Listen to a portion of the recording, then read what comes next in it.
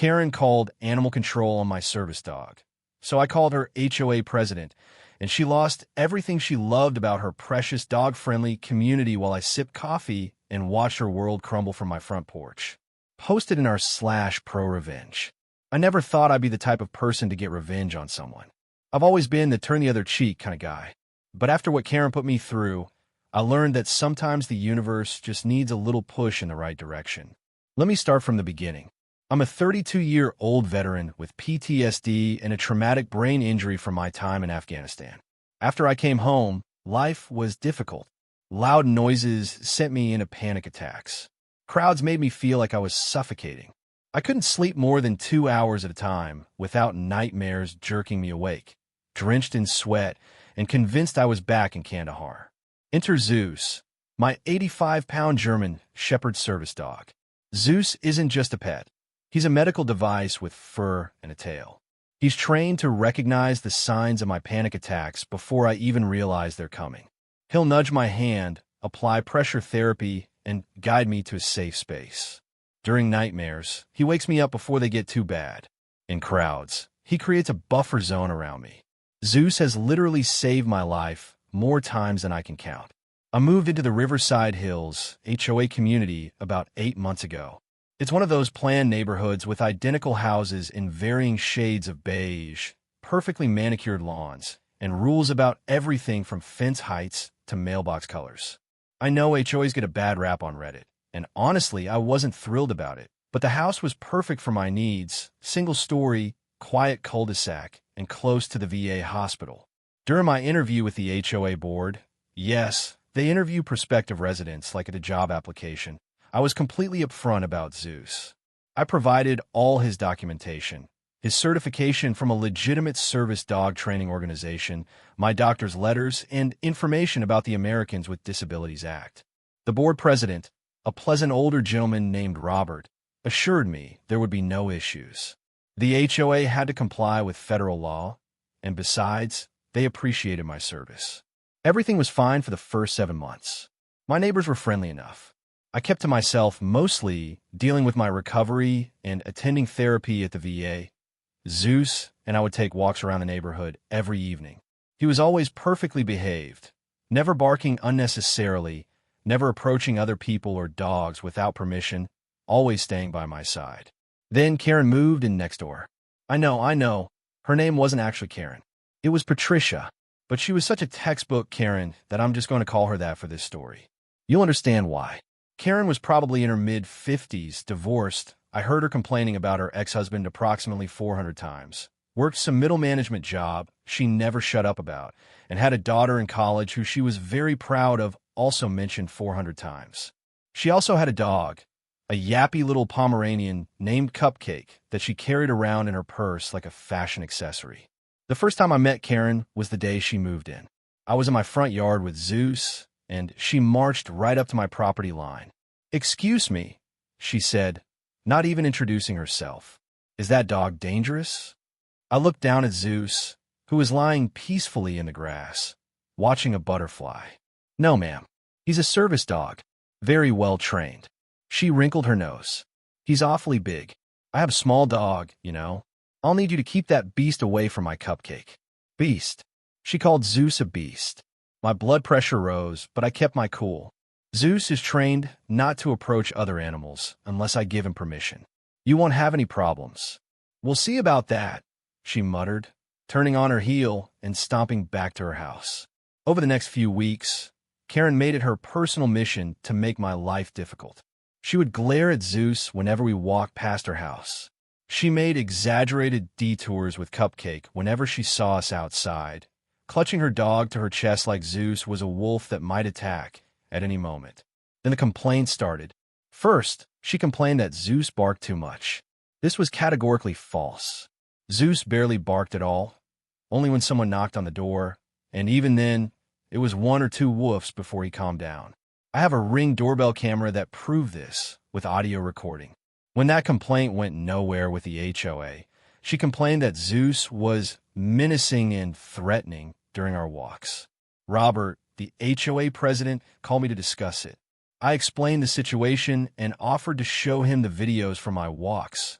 I'd started recording them on my phone after Karen's first complaint, just to protect myself. Robert watched Zeus calmly walking at my side, completely ignoring other dogs and people, and dismissed Karen's complaint. Then Karen claimed Zeus had attacked Cupcake. This was a complete fabrication. The incident she was referring to happened when Cupcake got loose from Karen's yard, ran across the street to where Zeus and I were walking, and started yapping and snapping at Zeus's heels. Zeus, being the professional he is, simply sat down and looked at me for guidance. I gently shooed Cupcake away and rang Karen's doorbell to let her know her dog had escaped. Instead of thanking me, Karen accused Zeus of lunging at Cupcake and traumatizing her precious baby. I showed her the video footage from my phone. She watched Zeus sit calmly while her dog literally tried to bite him, and she still insisted Zeus was the aggressor. He was intimidating her with his presence, she shrieked. I walked away. You can't argue with that level of delusion. But here's where things escalated beyond annoying neighbor disputes into actual legal territory. One Tuesday morning, I was working from home. I do remote cybersecurity consulting when there was a heavy knock on my door. Zeus alerted me. I checked the Ring doorbell and saw 2 animal control officers standing on my porch. My stomach dropped. I opened the door. "Good morning, sir," the first officer said. "We received a complaint about an aggressive dog at this address. We need to see your animal and verify licensing and vaccination records." I felt dizzy. A complaint? An aggressive dog?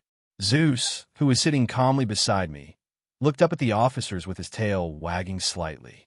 "There must be some mistake," I said. "Zeus is a service dog. He's not aggressive. We still need to verify his documentation, sir. It's protocol when we receive a complaint." I invited them in, trying to keep my breathing steady.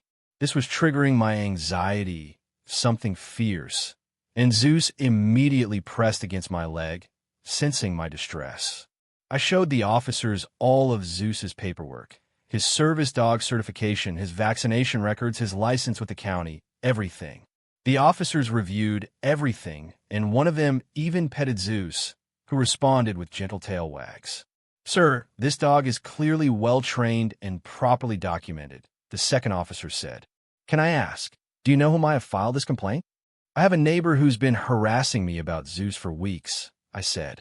"She's made multiple false complaints to the HOA." The officers exchanged glances. "We can't tell you who filed the complaint, but between you and me, sir, thank you for your service, and this is clearly a frivolous report. We'll note that in our records. If this person continues making false reports, they could face charges for misusing emergency services." After they left, I sat on my couch, shaking. Zeus put his head in my lap, and I just sat there, stroking his fur, trying to calm down. Someone had called animal control on my service dog, on Zeus, who helped me survive every single day, on my medical equipment. I was beyond angry. I was ready for war, but I'm not impulsive. I spent the rest of the day calming down and thinking strategically. By evening, I had a plan. First, I pulled out my HOA covenant documents, all 147 pages of them. I'd read them when I moved in, but now I read them again with a purpose. I was looking for ammunition, and oh boy, did I find it. According to Section 7, Paragraph 12 of the Riverside Hills HOA covenants, all dogs over 15 pounds must be registered with the HOA within 30 days of the dog taking up residence in the community. Registration required proof of licensing, vaccination records, and a $150 annual fee. Failure to register could result in fines of $100 per day until compliance was achieved. I'd registered Zeus, obviously. I had my receipt. Had Karen registered Cupcake? The next morning, I called Robert, the HOA president. "Robert, hi. This is James from 428 Maple Drive. I want to follow up on something. Yesterday, animal control came to my house because someone filed a false complaint about Zeus. The officers confirmed everything was in order, but this is now the 4th false complaint my neighbor has made about my service dog. I'm concerned this could be considered harassment under the Fair Housing Act." Robert sighed. "James, I'm so sorry. We've dismissed every one of her complaints. There's no basis to any of them." "I appreciate that, Robert, but I'm worried about the legal liability to the HOA if this continues.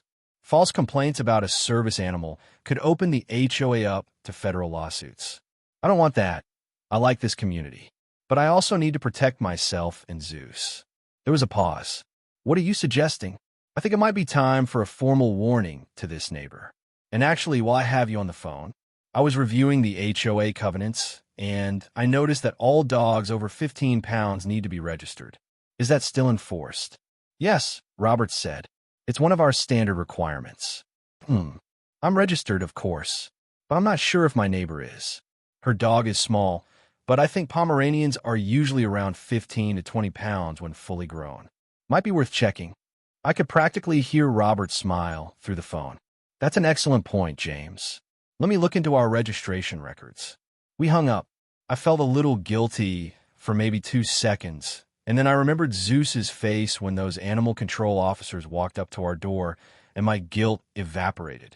2 days later, I was working in my home office when I heard shrieking from next door. I looked out my window and saw Karen standing in her driveway, waving a piece of paper and yelling into her phone. That evening, I coincidentally went to get my mail at the same time Robert was doing his evening walk around the neighborhood. "Evening, James," he said pleasantly. "Everything all right after that animal control incident?" "Much better, thank you. Did you have a chance to look into that registration question?" Robert's expression became carefully neutral, but I could see the gleam in his eye. "I did. It turns out your neighbor never registered her dog. Cupcake is 18 pounds, according to the vet records she finally provided. That's over the 15-pound threshold."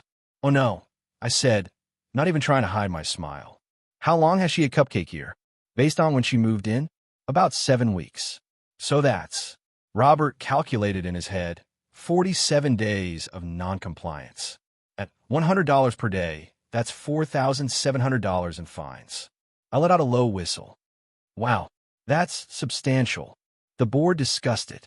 "We're willing to waive half the fines if she registers immediately and pays the registration fee. So she'll only owe $2,350 plus the $150 registration fee. $2,500 total." "That's very generous of the board," I said. "We try to be reasonable," Robert said. "Although between you and me, some board members wanted to pursue the full amount after I explained that she's been harassing a disabled veteran about his service dog."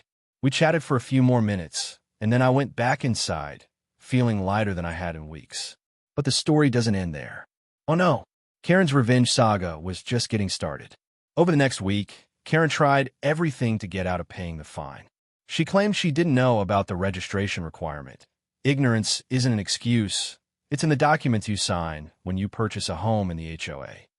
She claimed Cupcake was actually only 14 pounds. The vet record she'd already provided said otherwise. She even claimed the rule was discriminatory and she was going to sue. Good luck with that. The board didn't budge. Pay the fine or face legal action. Karen paid the fine, but she wasn't done trying to make my life miserable. She started a neighborhood Facebook group called Riverside Hills Safety Watch and made multiple posts about dangerous large dogs in the neighborhood, with thinly veiled references to Zeus. She posted articles about dog attacks. She posted local news stories about aggressive dogs. She even posted a link to a change.org petition to ban aggressive breeds from the HOA. The thing is, nobody joined her crusade. A few neighbors commented telling her to let it go. Several people defended Zeus, saying they'd never seen him act aggressive. One neighbor, bless her, posted a photo of her 6-year-old son petting Zeus during one of our walks, with the caption, "Such a dangerous beast." Faced with tears of joy, Karen deleted the group after 3 days. Then she tried to get the HOA board to add new restrictions on service dogs. She attended a board meeting and spent 15 minutes ranting about so-called service dogs and fake documentation and how the neighborhood needed real standards. Robert let her finish, and then he calmly explained federal law regarding service animals, reasonable accommodation requirements, and the legal liability the HOA would face if they tried to implement any restrictions that violated the ADA or Fair Housing Act. "Mrs. Patterson," Robert said, "I watched the meeting minutes online. I understand you have concerns, but this board will not put this HOA at risk of federal lawsuits because of your personal vendetta against your neighbor. This matter is closed. Karen apparently stormed out of the meeting. But here's where things get really interesting. About 3 weeks after Karen paid her fine, I was at the VA hospital for a routine appointment.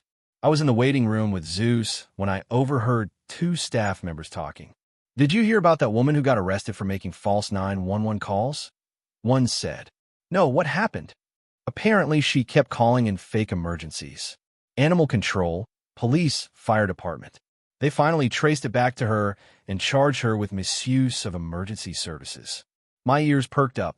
That sounded familiar. When I got home, I did some searching on local news websites. Sure enough, there was a small article about a woman in a neighboring county who'd been arrested for repeatedly calling 911 and non-emergency lines with false reports. It wasn't Karen, different person entirely, but it gave me an idea. I called the animal control office and spoke to one of the officers who'd come to my house. "Hi, Officer Martinez. This is James Chun from Maple Drive. You came to my house about a month ago regarding a false complaint about my service dog." "Yes, sir, I remember. Is everything all right?" "Everything's fine with Zeus. But I wanted to follow up. You mentioned that if the person continued making false reports, they could face charges. Has there been any follow-up on that?" "Let me check our records," she said. I heard typing. "Okay, so the complaint about your dog was filed by a Patricia Patterson at 430 Maple Drive. After we visited you and confirmed the complaint was unfounded, we sent her a warning letter explaining that false reports are a criminal offense. According to our records, she hasn't filed any more complaints about your dog." "That's good to know," I said. "Thank you, Officer Martinez." "No problem, sir. And just so you know, we do take false reports seriously. If she had continued, we would have pursued charges." So Karen had been warned by animal control and had backed off the official complaints. But she was still making my life difficult in other ways. She started parking her car in a way that made it hard for me to get out of my driveway. Not blocking it completely, just inconveniently close. When I asked her to move it, she'd say, "It's a public street. I can park wherever I want." She was technically right, so I just dealt with it. She started putting her trash cans on the property line between our houses on non-trash days, making my yard look cluttered. Again, technically not violating any rules, just being petty. She would run her lawnmower at 7 a.m. on Saturday mornings, which was the earliest allowed time in the HOA rules. Zeus and I are both light sleepers because of my PTSD, so this effectively robbed me of sleeping in on weekends. It was death by 1,000 cuts. Nothing I could formally complain about, but enough to make me constantly stressed and annoyed. Then about 2 months after the HOA fine incident, I was taking Zeus for our evening walk when I noticed something odd. Karen's car was in the driveway, but there was a strange van parked in front of her house. The van had Sunshine Pet Sitting Services written on the side. Curious. Over the next few weeks, I noticed the pet sitting van appeared every weekday morning around 7:30 a.m. and left around 5 p.m. Karen's car would be gone during those times. Now, I have zero problem with people using pet sitters, but it reminded me of something in the HOA covenants that I'd noticed during my deep dive. Section 12, Paragraph 4. Home-based businesses are permitted with proper registration and approval from the HOA board. However, businesses that involve frequent clients or customers visiting the property, excessive traffic, or activities that may disturb neighbors require special approval. Was Karen running a pet sitting business out of her home? The van suggested the pet sitter was coming to her house, not the other way around. But I started paying closer attention, and then I noticed other cars. Different cars, dropping off dogs in the morning. Small dogs, mostly. I started documenting this, taking photos from my property, not creepy stalker photos, of the different vehicles, noting times and dates. After 2 weeks of documentation, I had evidence of 8 to 10 different vehicles dropping off dogs at Karen's house on various days. These dogs would be inside for 4 to 6 hours and then get picked up. Karen was running an unlicensed doggy daycare out of her home. I called Robert. "Robert, hi, it's James again. I hate to be a bother, but I've noticed something concerning. I think my neighbor might be operating a home business without HOA approval." "What kind of business?" Robert asked. "It looks like a doggy daycare. I've documented multiple dogs being dropped off and picked up from her house on weekdays. Different dogs, different owners, consistent schedule." Robert was quiet for a moment. That would definitely require board approval. Do you have documentation? I do. I can email you photos and a log of dates and times. Please do that. I'll bring it up with the board. I sent Robert my documentation. And then I went one step further. I checked if Karen had a business license with the city. You can search business licenses online in our city. I searched for Patricia Patterson and found nothing. I searched her address and found nothing. She was operating an unlicensed business in a residential neighborhood. That's not just an HOA violation, it's illegal. The HOA board investigated. They sent Karen a letter asking her to explain the regular traffic and dogs at her property. According to Robert, who I'd become friendly with by this point, Karen claimed the dogs belonged to friends who she was helping out. The board asked for the names and contact information of these friends, since having frequent long-term guests can also require HOA approval. Karen couldn't provide the information without admitting she was running a business. She was caught. The board gave her two options: cease the doggy daycare operation immediately or apply for proper business licensing with the city and request approval from the HOA board to operate a home-based business, which would likely be denied due to the traffic and noise complaint from other neighbors who've been disturbed by barking dogs during the day. Karen chose to cease operations, but the board still fined her $5,000 for operating an unapproved business in the community for approximately 3 months. Karen was livid. She posted a long, rambling rant on her personal Facebook page about tyrannical HOAs and neighbors who can't mind their own business and being forced out of her income source. Several mutual acquaintances from the neighborhood sent me screenshots. I didn't respond. I just smiled. But wait, there's more. A week after the daycare shut down, I got a knock on my door. It was a woman I'd never met before, probably in her 40s, looking upset. "Hi," she said. "I'm sorry to bother you, but I'm looking for Patricia Patterson. She used to watch my dog, and she owes me money. Do you know where she is?" I blinked. "She lives next door. Is everything okay?" The woman sighed. "No, I prepaid her for a month of doggy daycare, and she only provided 2 weeks of service before shutting down. She won't return my calls or refund my money. I'm out $600. "Oh boy, I'm sorry to hear that," I said. "Have you tried small claims court?" "That's my next step," she said. "I just wanted to try talking to her first. But she's not answering her door. I wished her luck," and she left. But I was curious now. I did some digging on the neighborhood Facebook pages and found several similar complaints. People asking if anyone knew how to contact Patricia Patterson about refunds. People warning others not to use her pet sitting services. Apparently, when the HOA shut Karen down, she'd been holding prepaid funds from multiple clients. Instead of refunding them, she just kept the money and stopped responding to messages. Over the next month, I learned that 4 different people filed small claims cases against Karen. I know this because the court records are public, and I may have checked. Karen ended up losing all 4 cases and was ordered to pay back approximately $2,400 in total, plus court costs. But the hits kept coming. Remember how Karen was constantly complaining about everything? Well, she made the mistake of filing a complaint with the city about construction noise from a neighbor's home renovation. The city sent an inspector to investigate. The inspector found no violations at the neighbor's house. But while he was in the neighborhood, he noticed that Karen had built a small shed in her backyard that was too close to the property line and didn't have proper permits. Karen was fined by the city and had to either move the shed or tear it down. Moving it would cost about $1,500. Tearing it down and rebuilding it with proper permits would cost about $3,000. I heard through the neighborhood grapevine that she chose to tear it down. By this point, Karen had been hit with $2,500 in HOA fines for not registering Cupcake $5,000, in HOA fines for the illegal daycare $2, for 100 in small claims judgments plus court costs $1, 200 in city fines for the shed $3,000 to tear down and rebuild the shed.